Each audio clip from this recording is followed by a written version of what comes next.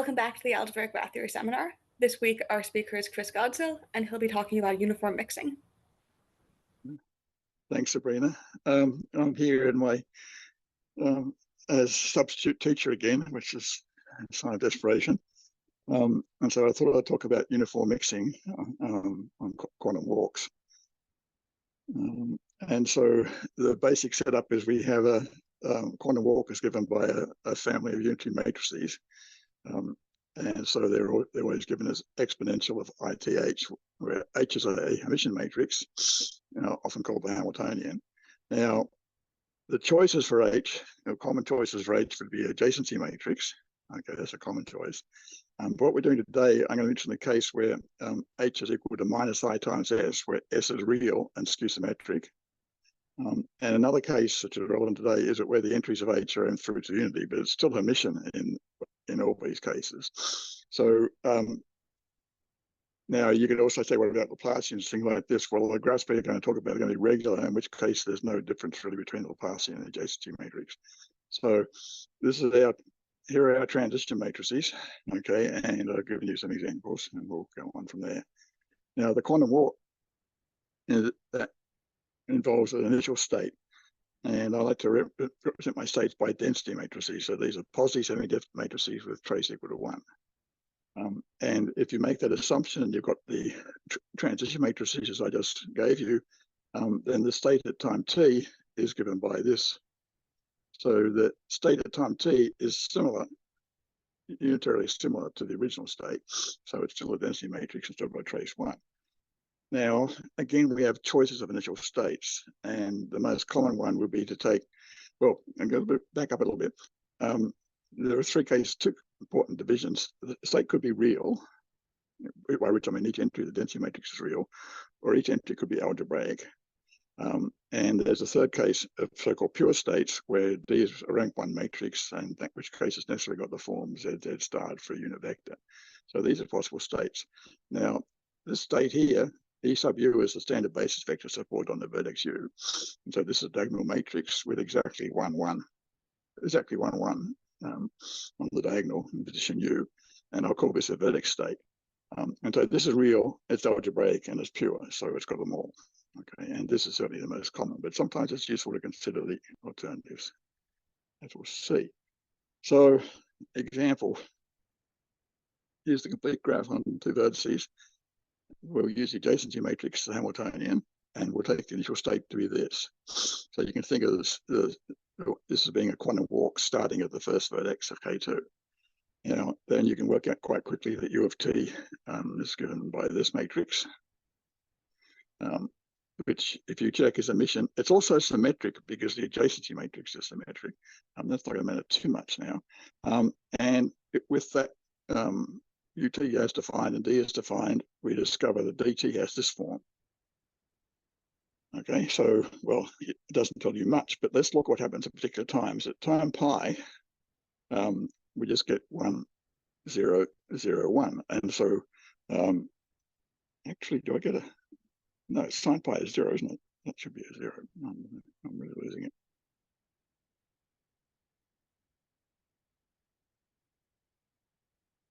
So in that case, you're back to your initial state after a period of pi. So you've got an expensive piece of hardware, which if you look at every time unit pi, nothing happens. If you look at it at half that time, then you get this matrix. Okay, I've probably got a sign wrong there, but let's not fuss about that. The point in this case is now that we've got, let's fix it. Let's can't stop fussing. So we get a we get perfect state. This is what we call perfect state transfer. Sorry. So if at time pi on 2 we get perfect state transfer. So if you start on vertex 1, then at time pi on 2 you're on vertex 2. If you start on vertex 2, at time pi on 2 you're on vertex 1. The thing that's relevant today is what happens at time pi on 4. If you do that, you get this matrix. The diagonal entries are 1/2, and the off diagonal entries are half I. So this is a complex matrix with all its entries having the same absolute value, and so I call this a flat matrix. And so if this happens, we say we have uniform mixing on the walk. So at this time, we have this. So the point one point I want to make here is good reason for thinking about perfect state transfer, because in principle that could be used in a quantum computer to transfer information around, and helps you overcome the fact that in the quantum world you can't copy a state. So this is the important thing, but the interesting thing is this case is that at half the PST time you're getting uniform mixing whether you want it or not. So it becomes interesting to investigate it.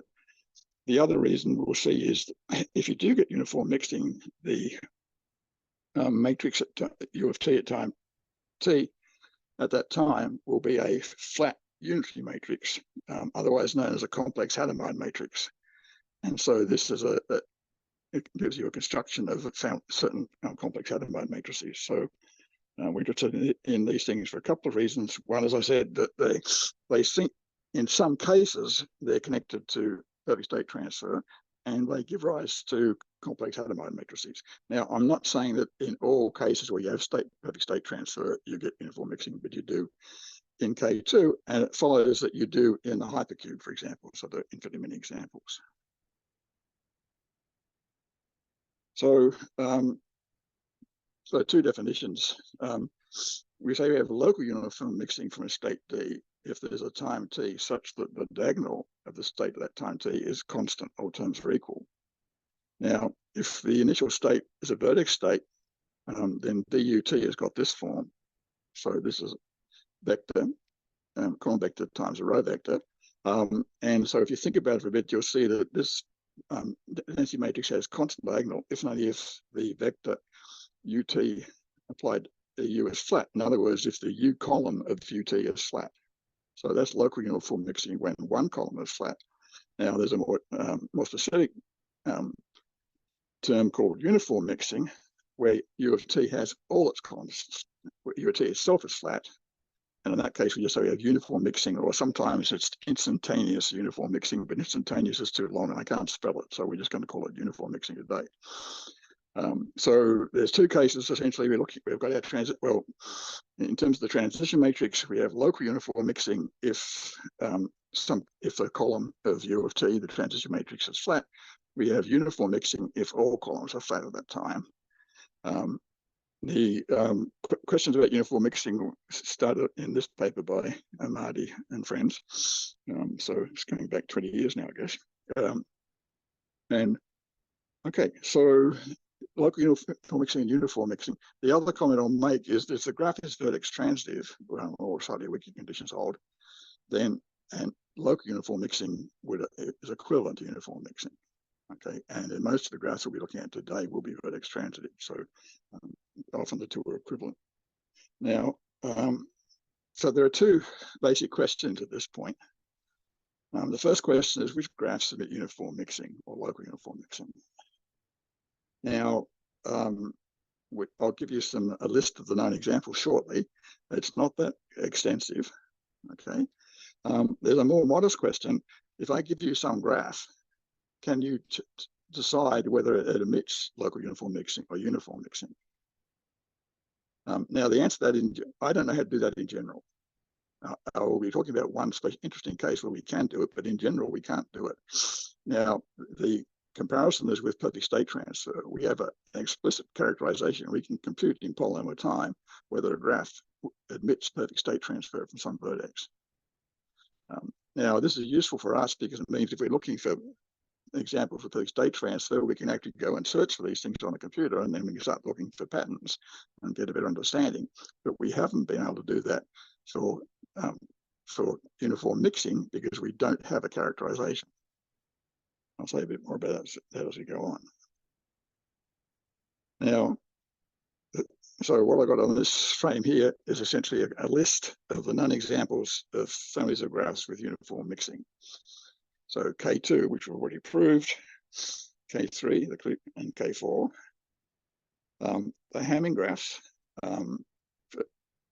HD2, HD3, HD4, and some quotients. Some so-called linear K-graphs over GF2 and GF3. The Paley graph on 9 vertices. There's families of strongly regular graphs coming from regular symmetric Hadamard matrices with constant diagonal. Okay, so there is an infinite family there. And finally, there's K13 all by itself. So this is not quite a complete list. The important factor here is if X and Y have uniform mixing at the same time, their Cartesian product does too. That's a funny way of spelling too. I like this. Oops.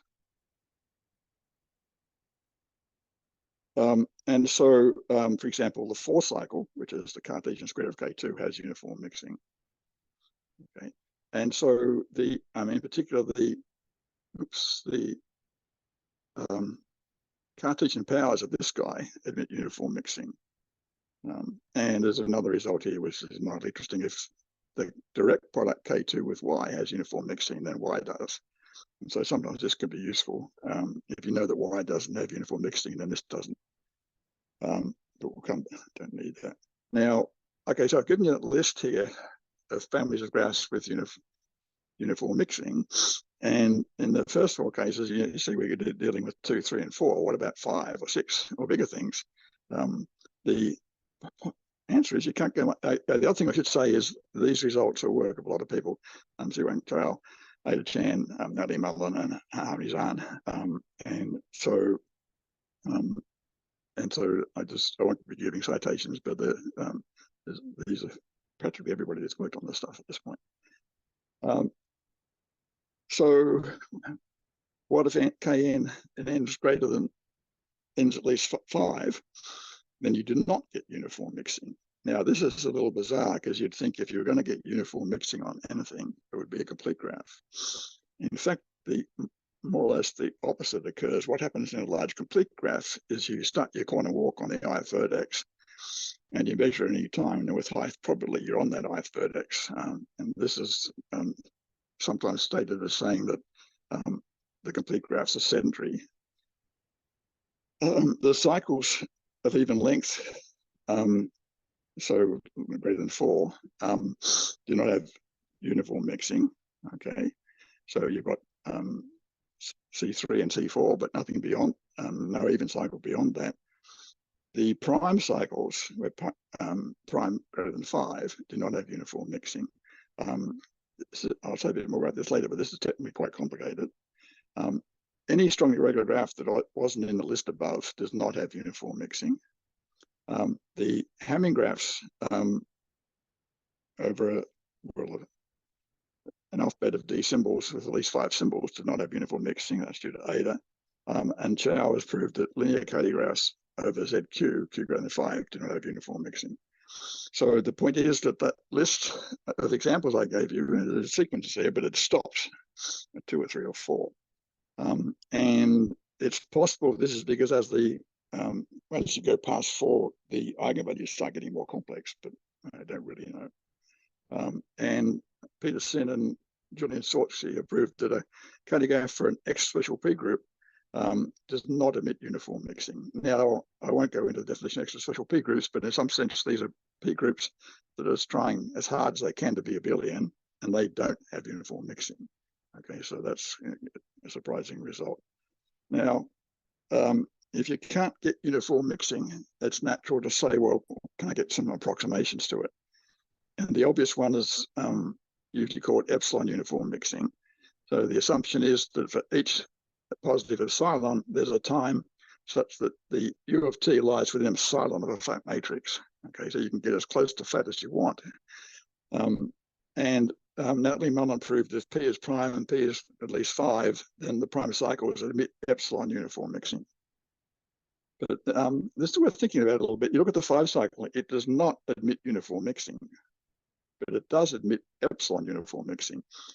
And this explains why it's very hard to tell by computations. If you're trying to explore by computations to see whether there's uniform mixing or not, if you looked at the 5 cycle, you would see that you're getting very, very close to uniform mixing. And then you say, rounding error, so I'm really there, but you're not.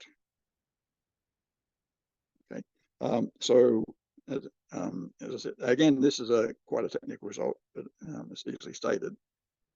Now, for local uniform mixing, we don't have as much. We do know that if X is a cone over a regular graph, then there is local uniform mixing from the apex. And so the simplest example of this is just a star K1M.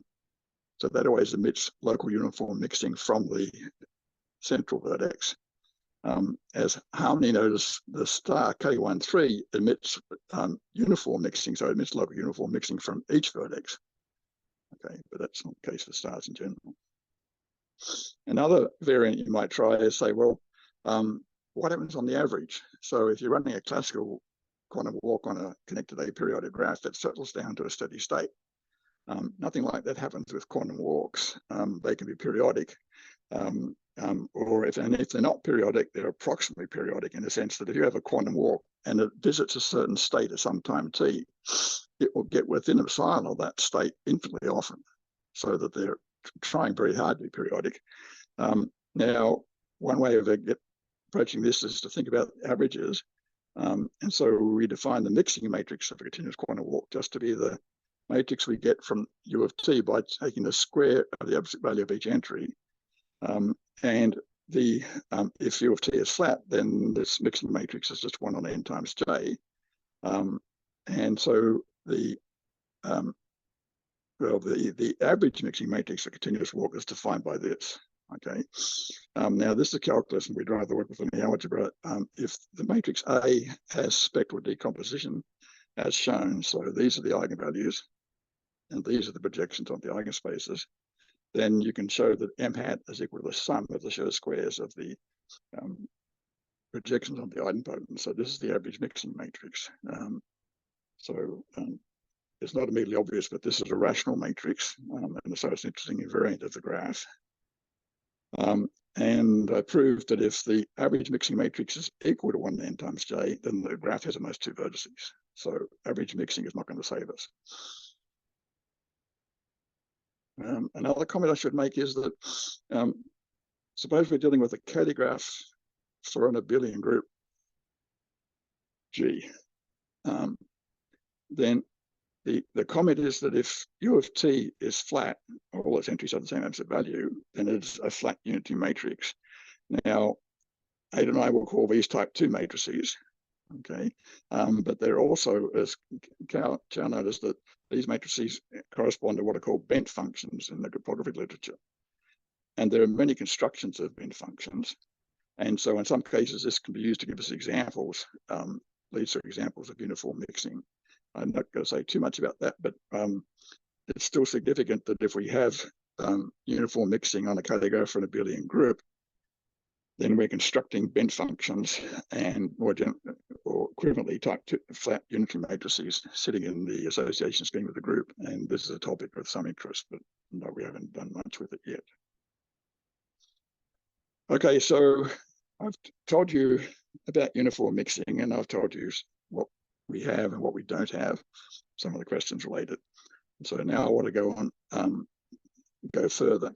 So when I gave examples of states, I was distinguishing at the start, I was distinguishing between real states where the density matrix had all its entries real, and algebraic states where all the entries are algebraic numbers. And it's somewhat surprising that this division and these, considering the field that things lie in, is actually significant physically.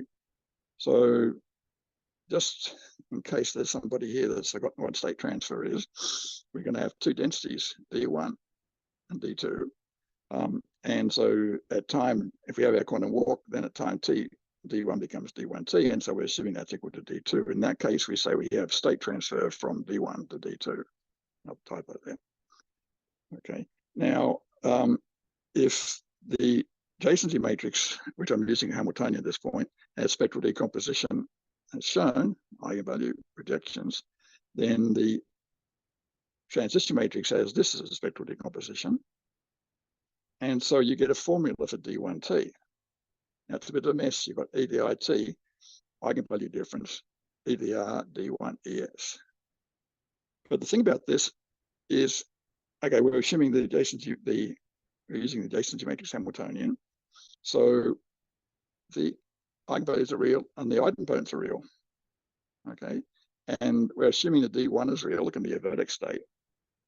And so the conclusion is that if D1 and D2 are both real, then this complex number is plus or minus 1. It's real. It's got no choice. Now, so But if this is real, then it's slightly easier to say that either the 2it times theta r minus theta s is equal to 1. And this implies a condition. It implies that the ratio of the difference of the eigenvalues is rational.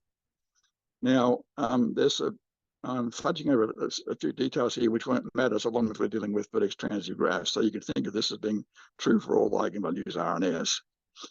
If you want the precise answer, there's a condition which you don't need to consider all the eigenvalues. It may be that when you do the spectral decomposition, some of these, well, again, let's not go into that. So we get this ratio condition.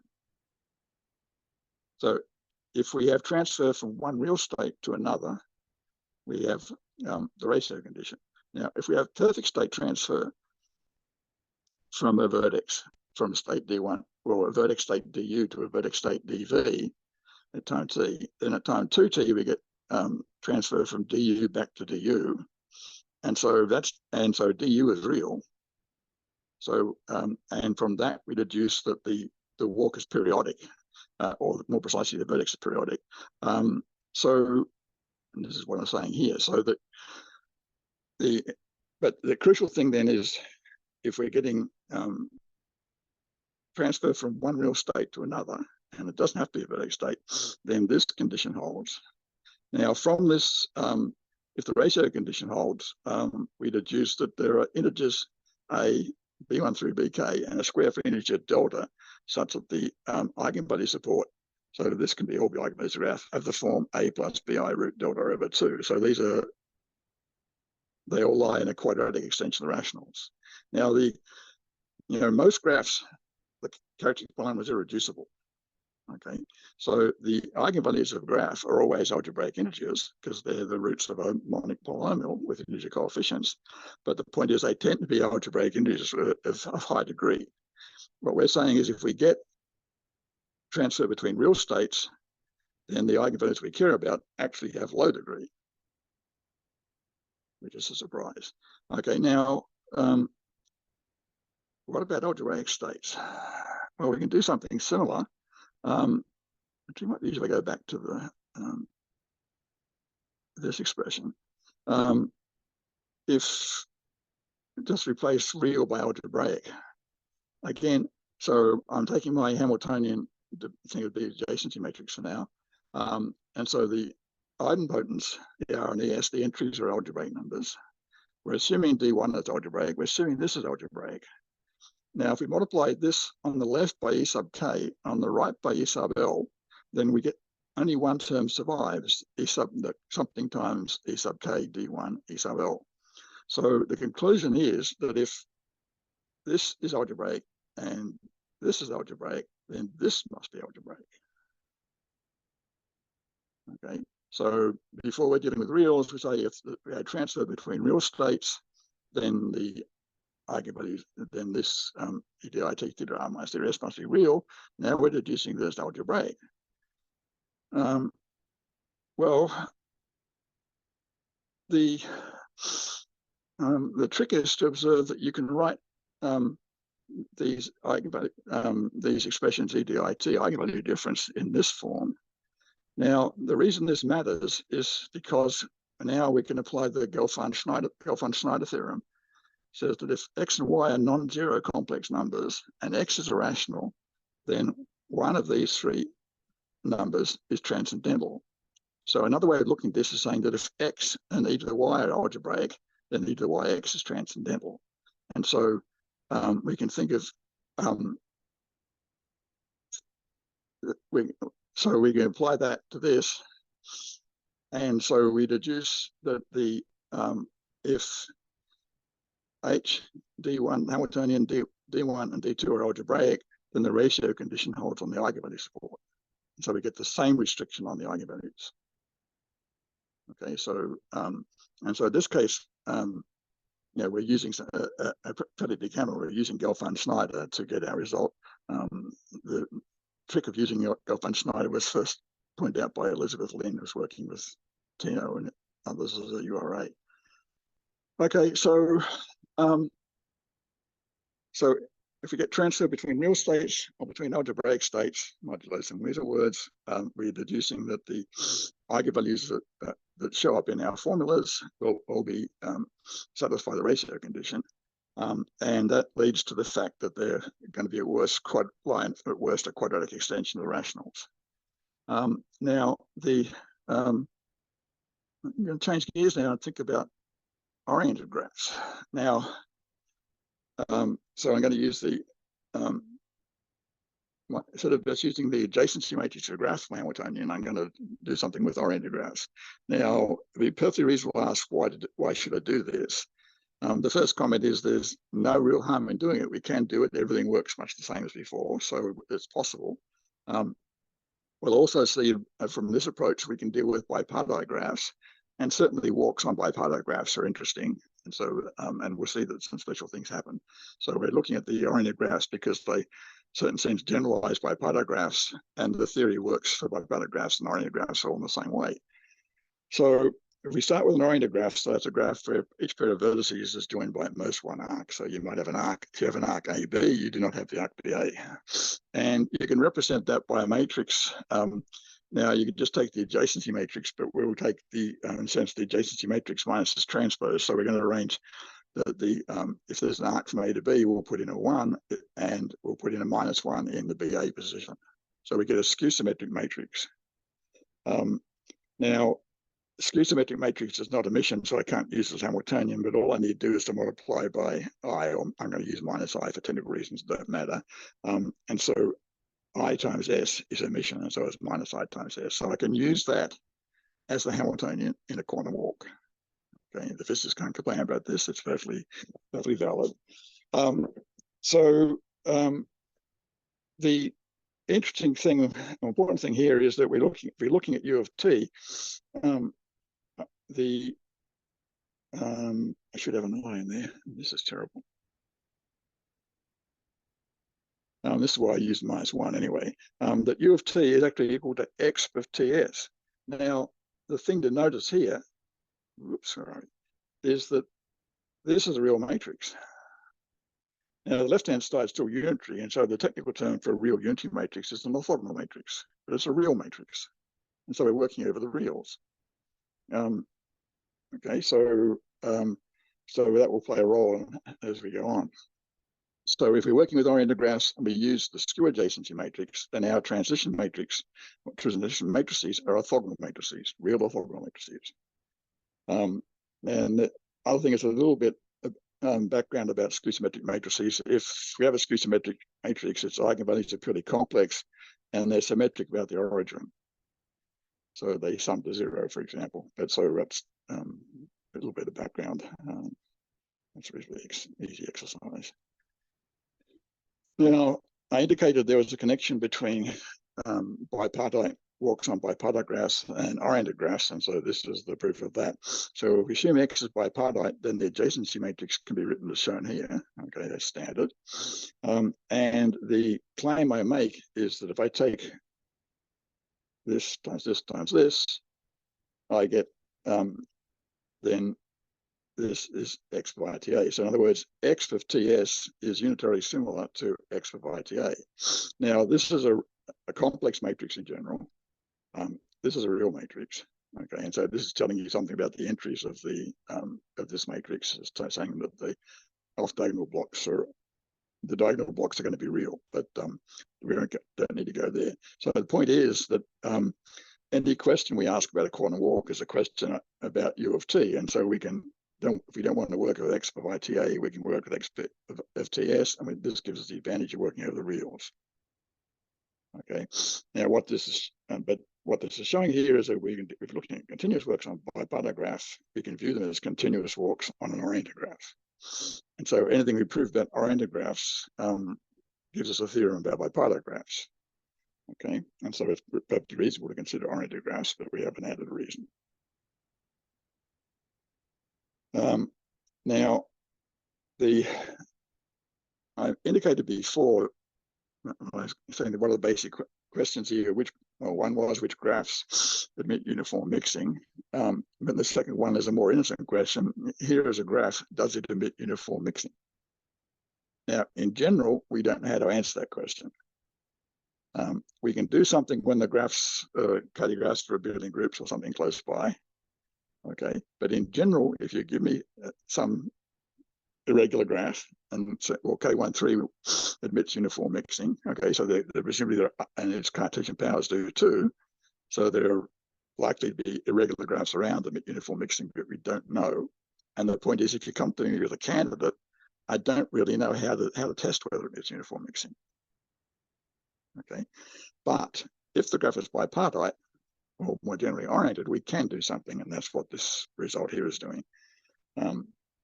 If X is oriented and we have local uniform mixing from a pure state, now you can take this to be a vertex state, E sub U, E sub B, E sub U transpose, but I'm being more general I need to do. So from pure state, then the ratio condition holds and the vertex is periodic. Now, once you know that you're looking for, or the state is periodic, once you know the state is periodic, you have it, you can actually sit there and tell whether actually, once you believe it's periodic, you can test that. Okay. The key to the proof is if at some point UT applied to Z is real.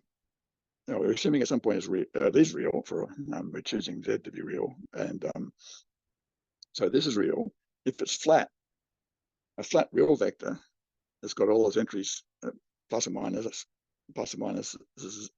U for some U. U's not the best choice of letters, and in fact, if it's a column of unity matrix, the sum of the squares the entries are equal to 1, so the entries are all the form plus or minus 1 root n, and so they're algebraic. So if we get local uniform mixing on an oriented graph or on a bipartite graph at some vertex, then that vertex is periodic. And we can test that by looking at eigenvalues. So we have a way of testing whether bipartite graphs emit local uniform mixing. Now, we haven't actually done that yet, but it's one of our list of things to do. We've done some calculations, but nothing I'll report on. The consequence of this, for example, is that if n is greater than 3, then the even cycle C2n does not have local uniform mixing because the eigenvalues don't satisfy the periodicity condition. So this is essentially the way you normally dispose of the even cycles. So the eigenvalues of even cycle get larger and larger index as algebraic numbers as n increases, and the local uniform mixing is forcing them to lie in a quadratic extension, so that rules out large long cycles.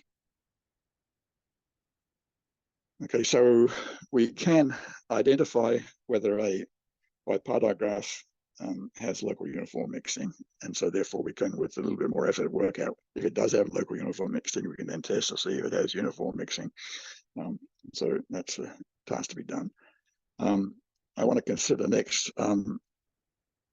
cartographs for abelian groups. Now, if you could remember the list I showed you back at the start, most of those graphs that I was showing you that admit uniform mixing are cartographs for abelian groups. Now, to some extent, this is because we have no way of showing uniform mixing without some fairly strong assumption in place, like transitivity being a cartograph in an abelian group. And the other extent is, well, we can actually, it works. So the and okay, in cartographs for abelian groups, I want to be able to test for uniform mixing, so it's natural to use oriented graphs. So I'm going to set up that here. So if I have an abelian group and a subset of the group, then we just C, then minus C is just minus times the elements of C. If C and minus C are disjoint, then the cartograph XGC is oriented. And if I take its adjacency matrix, then the difference between the adjacency matrix transpose is skew symmetric.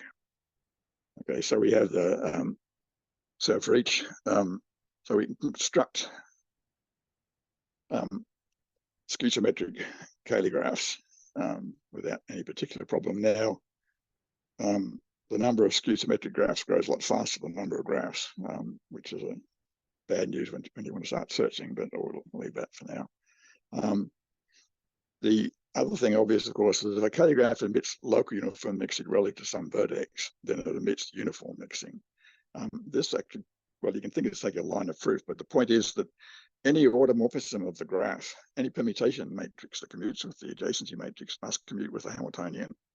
And since the automorphism group is transitive, you can deduce that if there's local uniform mixing, if some column of U of t is flat, then each column is flat.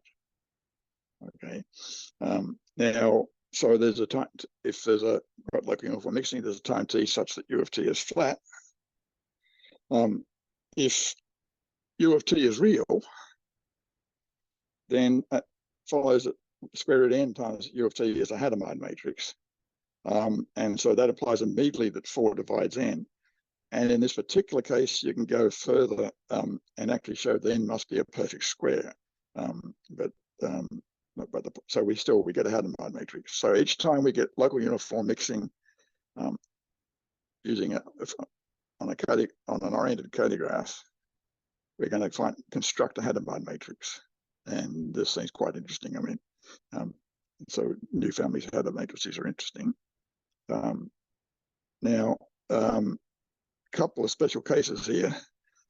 If you assume the group is cyclic, then we don't know of any. The circular Hadamard conjecture says there are no circular Hadamard matrices with n greater than 4. Okay. On the other hand, if you assume that G is the elementary building group Z2 to the n, you can see that U of t is symmetric with constant diagonal, and so that will imply that a symmetric Hadamard matrix necessarily has square order. So you can, well, these things happen, so you get information about the Hadamard matrices. Now, this is okay. You can go early day here. So Xiaohong and I have been studying this, and we're trying to get more information about when we get local uniform mixing. Now, so we know if we get local uniform mixing, the ratio condition holds. The problem is to decide if I give you a connection set for an oriented graph. So I have a set C such that C intersection minus C is empty. If I give the connection set, which connection sets are going to give me eigenvalues? Well, the case for it comes, which will give you entries with eigenvalues multiples, integer multiples of a square root of a square free integer. Okay. If we have uniform mixing, then the eigenvalues will be integer multiples of a square root. Okay, and so now the question is, okay, so I pick a connection set. Is that going to happen? Now, in principle, you can construct the graph, but you might have a modest connection set with 10 elements with the graphs on, 1,000 vertices, so that you don't really want to work with the full adjacency matrix. Now, so this is here is giving us a more general result that we actually need. So we're assuming the adjacency matrix is weighted and efficient, and the entries are inference of unity, and assuming the graph is walk regular, which you can assume that the graph is vertex transitive. More generally, this just means that all powers of the Hamiltonian have this constant diagonal, but vertex transitive will do. Then the continuous quantum walk on X is periodic of vertex, if and only if all eigenvalues are integer multiples of square root delta, some delta square free. So that's, okay, so we have that. Okay. Now, it's not quite clear what we're going to do with the general situation where all eigenvalues nth roots of unity. The case I'm concerned about in this talk is the case where I'm dealing with a skew symmetric adjacency matrix. It's not quite clear what we can do with the extra generality, but it's there and it doesn't cost us anything in the proof. And it's, well, just a remark, if H is a Hermitian matrix entries 4th roots of unity, then we can write H as R plus I times S, where R is real and symmetric and S is skew symmetric, and the two matrices are Scherr orthogonal. And in fact, if we're dealing with a Cody graph, R and S will actually commute.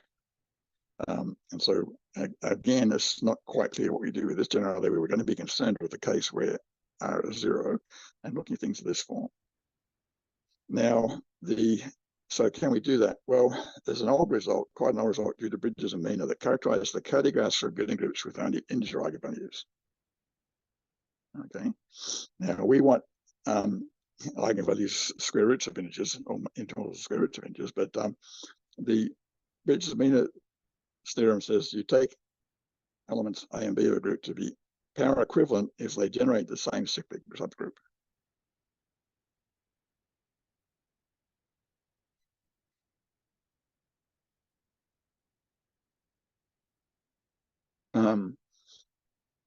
They same cyclic subgroup, and in this case I'll denote it by A is equivalent to B, and this is clearly an equivalence relation. Okay, so it's a simple, well-defined equivalence relation on the elements group. And the theorem of bridges and mean is that if you have a K graph for a finite orbiting group G, then the eigenvalues are integers if and only if whenever A is in the connection set and B is equivalent, power equivalent to A, then B is in the connection set. So so you have this connection. So this is quite a nice result. Though it did in terms of association schemes, it was rediscovered and republished about 10 years later. But as I said, it's due to bridges and mean, so we have this characterization. So this encourages that there should be some theorem.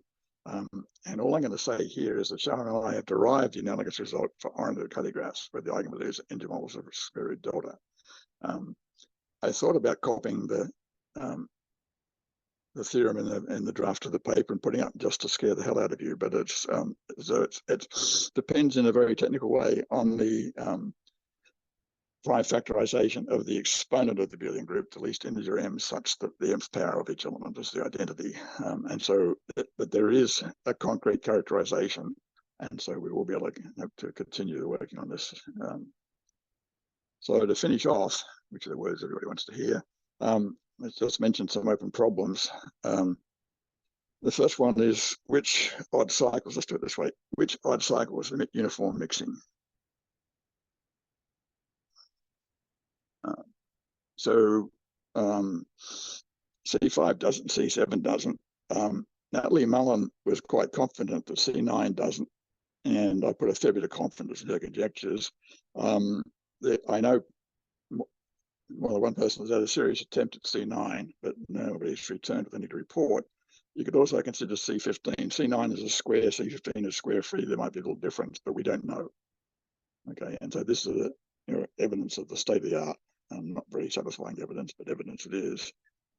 Natalie Mullin has conjectured if a graph that emits uniform mixture at time t, then EDIT is a root of unity. Now, she also asked if could this happen, we just stick to the case where all eigenvalues are integers. And so that's Natalie's conjecture. And more important question is there any irregular graph which is not a Cartesian power of K13 that emits uniform mixing? Now, it's possible that you can get examples of irregular graphs with uniform mixing by quotienting one of these Cartesian powers. We do that when we construct uniform mixing for quotients of the hypercubes and things like this. So quotienting can work. So if you have some graph with uniform mixing, sometimes you can get a quotient graph which also emits uniform mixing. And so if your example is a quotient graph of a Cartesian power of K13, I'm going to ask, do you have an example which is not a quotient graph? But this would, even if your examples work, quotients of K13, Cartesian powers of K13 would still be interesting. As I said, there are two questions. And so that's the end of the talk. These Fred's ornaments, which are denoted to me by Crystal Go, I'm not quite sure what I think of the fact that she saw these rear ends and thought of me, but we'll leave that. And so I'll thank you for your attention. Thank you.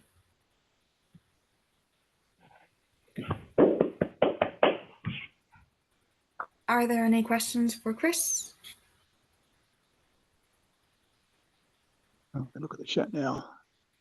I mean, I think the answer to that, you were asking about whether the regular graph should be at most two regular. I think the stars have local uniform mixing at the apex, and so they're a cone over is irregular. I see one regular. No, I don't know. I should think about the one regular. The safest thing is to say yes, there should be two regular. That's for the, sorry, I think that was for the cone.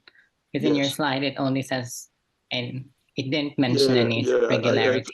Two regular is safest. I'm not sure what, for zero, it's okay. I'm not sure what happens for one. That's an exercise for the listener. I think it still does. Example, that's in your book, Chris. Which the ones? The sorry. cone is, I'm not sure whether I did agree one in the book, that's all. Okay. Yeah, so that should be doable.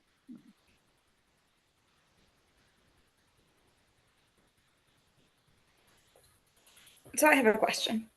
Okay. You said a few times like there's not a way to sort of determine characterization to determine which these graphs have uniform mixing.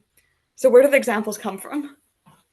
Well, so I'm going to not be terribly informative. The point is, if you're dealing with something which is a k-graph in a Abelian group, then it's sitting in an association scheme.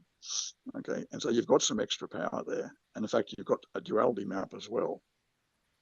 And Natalie was using duality in her calculations. Okay, so that was, so the point is you have some more information which you can sometimes use. Okay, so you can get exact formulas. Now, the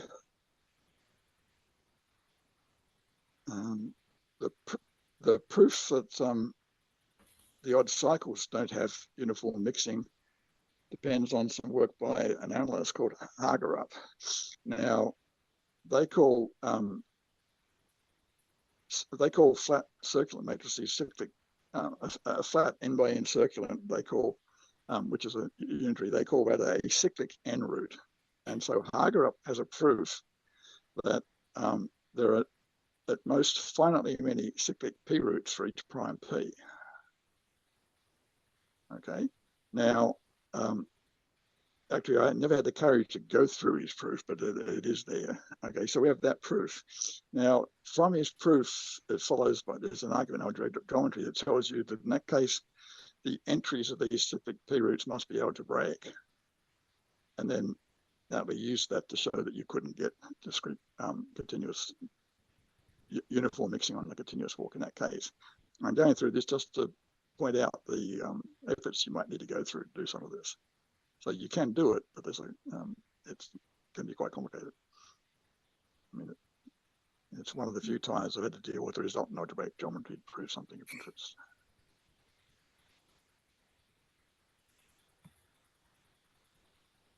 Can I ask a question? Sure, Bill. So you had a case early on, I think you used Hamiltonian IS, and then you ended up with a real orthogonal evolution matrix. Yep. And my intuition about quantum is that over the reals, nothing interesting happens. We need the square root of -1 to get cancellation. Are there examples where you have a real? No, I mean, almost any example you look at of perfect state transfer, if you look at it, you'll discover that your states are real.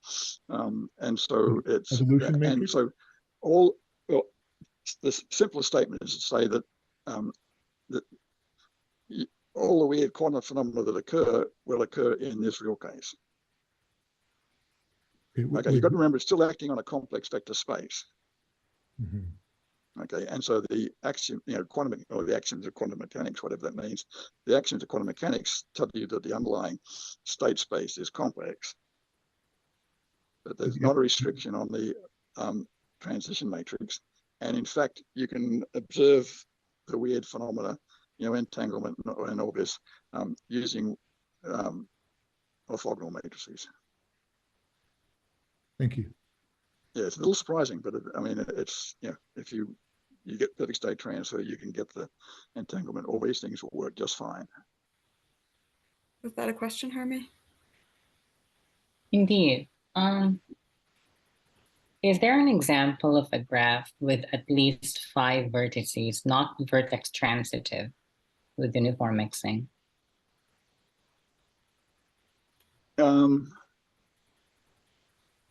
Yes, the Cartesian square of K13.